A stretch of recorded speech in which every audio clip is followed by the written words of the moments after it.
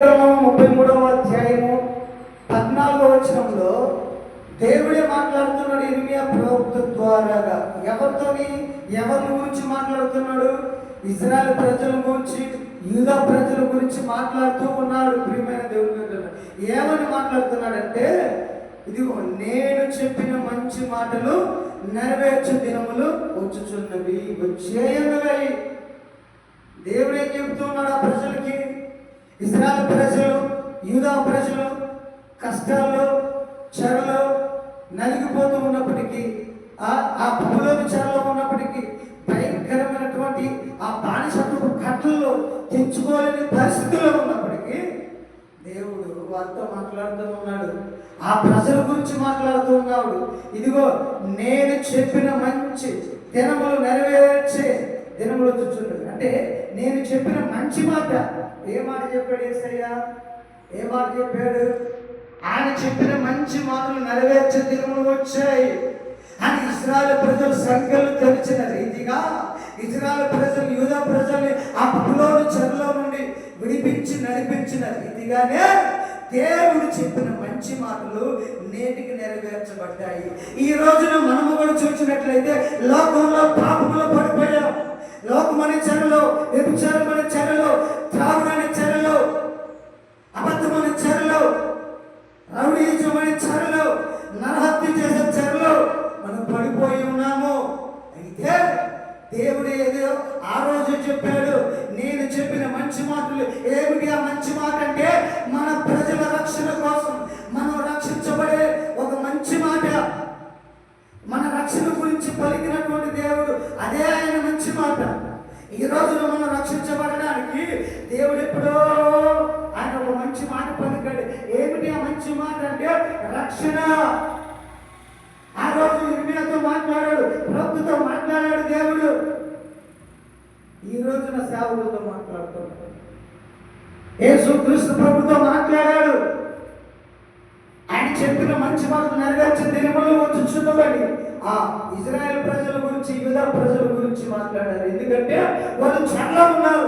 అయితే ఆ దేవుడు చెప్పిన మాట ఈ రోజున నెరవేర్చబడింది.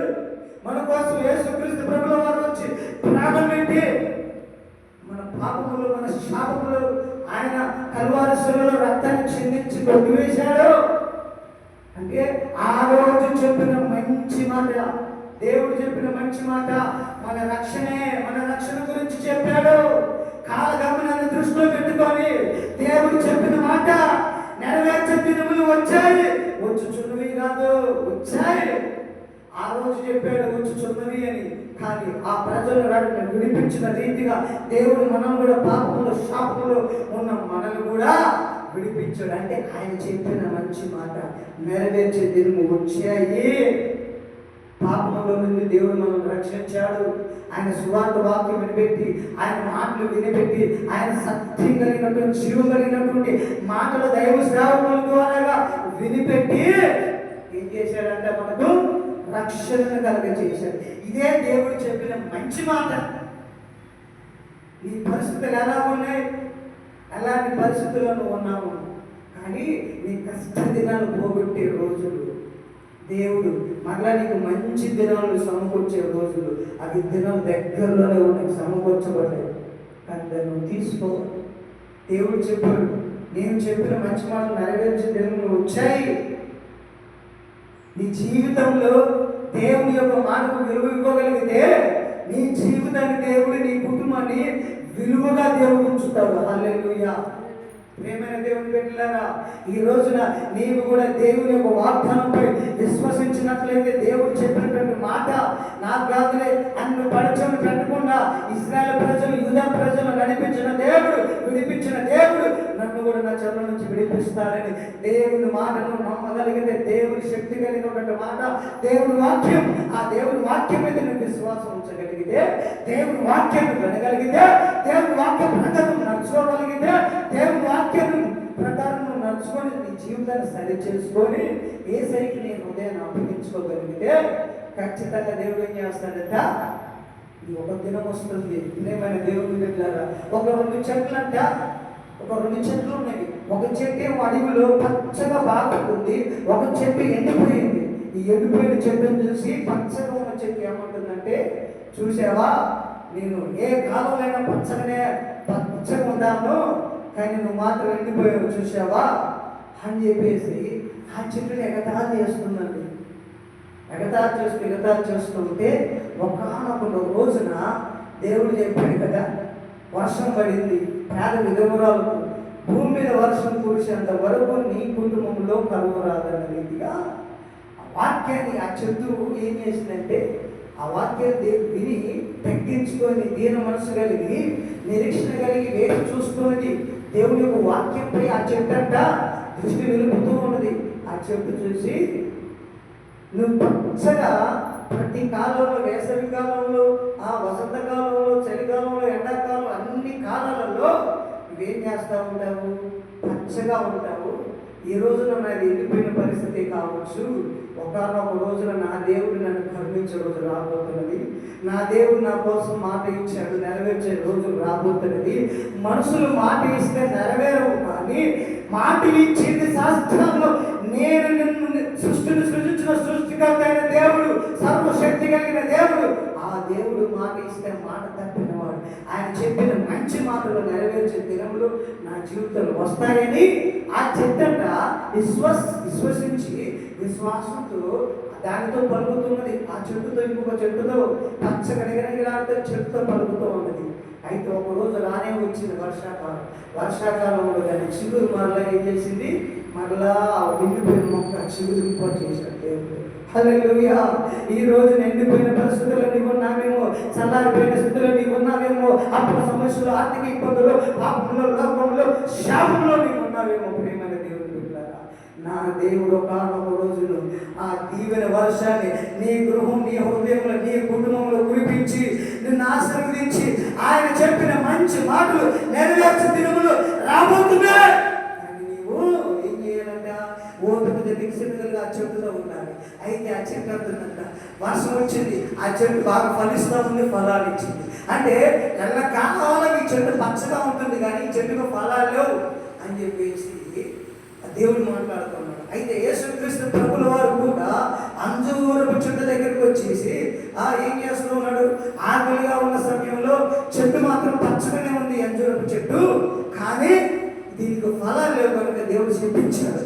ఈ రోజున ఆ అడవిలో 2 చెట్లుంటే ఎండిన చెట్టుని దేవుడు వర్షాన్ని కురిపించి మళ్ళా చిగురింపు చేశాడు, కానీ ఆ ఫలాలు లేని చెట్టు అలాగే పచ్చగా ఉంటుంది. అడవిలో చెట్లు పచ్చగా ఉంటున్నాయి, కానీ దానికి ఫలాలు.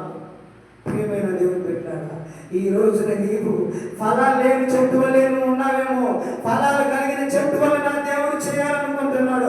అయితే ఎండిపోయిన స్థితిలో నువ్వు ఉన్నావేమో, కానీ ఆ చెట్టు వల్ల నిరీక్షణ కలిగి దేవుడు చెప్పిన వారిపై విశ్వాసం ఉంచి, దేవుడి వాక్యంపై విశ్వాసం ఉంచి, దేవుని యొక్క అడుగు చదవలను నడవగలిగితే ఏం చేస్తాడు ఆ దేవుడు, చిగురింప చేస్తాడు. ఓడిపోయిన నీ జీవితాన్ని, ఎండిపోయిన నీ జీవితాన్ని ఆ చెట్టుని ఏ విధంగా అయితే దీవెన వర్షాలు కురిపించి మరలా చిగురు పుట్టేటట్టు చేశాడు. నీ ఆశలే కోల్పోయిన నీ హృదయంలో ఆశలే లేవు, ఇక నాకు బ్రతుకు వ్యర్థము, నేను భూమి మీద ఉండటం వేస్ట్, నాకున్న సమస్యలు బట్టి నేను చనిపోవాలని ఆత్మహత్య చేసుకునే స్థితిలో నువ్వు ఉన్నా, ఒక్కసారి దేవుని వాక్కు విను, దేవుని మాటపై విశ్వాసం ఉంచు, ఎండిపోయిన నీ బ్రతుకు మరలా చిగురింపచేస్తాడు. హల్లెలూయా.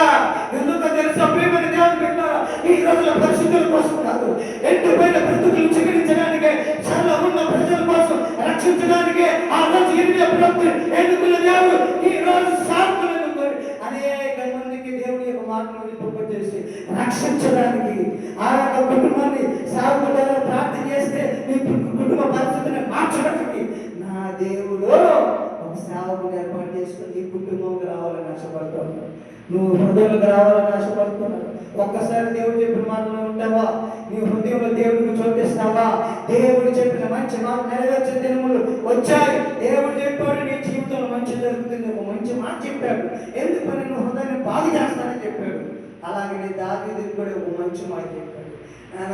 ఈ దావీదు ఏం చేశాడు తెలిసిన ప్రియమైన దేవుని బిడ్డలారా, దేవుడు దావీదుకి ఇచ్చినట్టు మాట ఏం తెలిసిన, నేను చెప్పిన మంచి మాట నెరవేరుస్తానని ఇర్మియా ప్రవక్తతో. అంటే ఈ దావీదు యూదా అంటే ఈ దావీదు మహారాజు యూదా వంశానికి చెందిన వ్యక్తి. అంటే ఇశ్రాయేలు ప్రజల గురించి, యూదా ప్రజల గురించి దావీదుకు చెప్పాడన్నట్టు. అంటే యూదా వంశాన్ని కూడా చెప్తున్నాడు దేవుడు. అంటే ప్రేమైన దేవుని బిడ్డలారా, దావీదు కూడా చిన్ననాటి నుంచి దేవుని స్తుతిస్తూ, దేవుని వాక్యం వింటూ, దేవుని పాటలు పాడుతూ, సంగీత కళాకారుడిగా బాగా జీవిస్తూ ఉన్నాడు. దేవుని హృదయానుసారమైన భక్తి చేస్తూ ఉన్నాడు. అయితే ఒకానొక రాజు వచ్చింది. దావీదును రాజుగా పట్టాభిషేకం చేశారు. హల్లెలూయా. అయితే దావీదు చివరి వాడు కనుక 7 అన్నదమ్ములను పక్కన పెట్టేసి చివరి వాడైనటువంటి దావీదు మీదకి దేవుని కనికరం వచ్చిందంటే దావీదు వాక్యంపై విశ్వసించాడు. ఈ రోజున దేవుడు చెప్పిన మంచి మాటలు ఏదో ఒక రోజు దావీదుకు నెరవేర్చిన దేవుడు దావీదు హృదయంలో దేవుడు ఎప్పుడైతే సింహాసనాశనుడిగా నివసించి ఉన్నాడో దావీదుని సింహాసనం ఎక్కించాడు. నీ హృదయంలో దేవుడికి సింహాసనం ఇచ్చి కూర్చోబెడితే నిన్ను నా దేవుడు పరలోక రాజ్యంలో సింహాసనం ఎక్కిస్తాడు. హల్లెలూయా.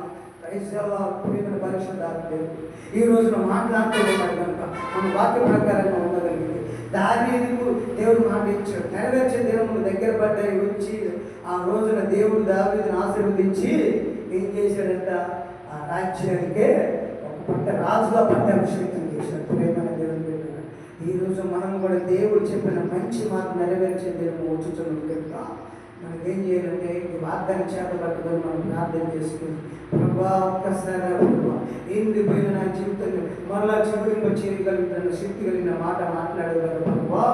ఆ మాట ప్రకారం ప్రభా బ్రతుకులు కొనసాగింది ప్రభా. నీ మాట ప్రకారం చూపిస్తాను కదా. దావీదుకు మంచి రోజులు వచ్చాయి, రాజయ్యాడు. నా జీవితంలో నా కుటుంబంలో ఎప్పుడు మంచి రోజులు వస్తాయి ప్రభా. మంచి రోజులు రావాలయ్యా. ఆ మంచి రోజులు రావాలంటే నా హృదయంలో నీకు సింహాసనం ప్రభా సత్య సంపూర్ణ ఉద్యోగ రండయ్యని అడగగలిగితే నా దేవుడు నీ పరిస్థితిని, కుటుంబ పరిస్థితిని మార్చిపోతూ ఉన్నాడు. హల్లెలూయా. దేవుడు ఇచ్చిన వాక్యాన్ని దీవించి ఆశీర్వదించుగాక.